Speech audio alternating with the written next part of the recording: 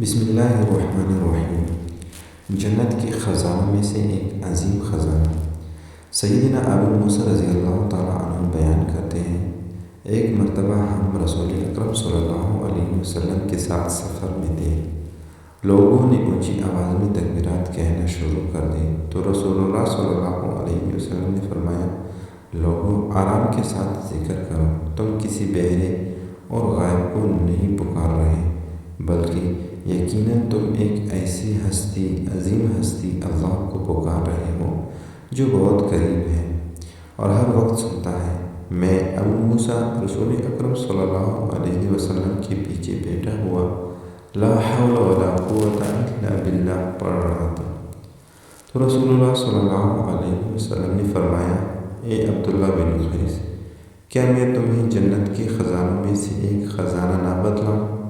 میں نے کہا، کیوں نہیں یا رسول اللہ؟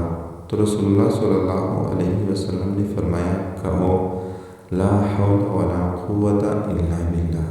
نہیں ہے گناہ سے بچنے کی طاقت اور نہ نیکی کرنے کی طاقت مگر اللہ کی توفیق سے۔ شکریہ۔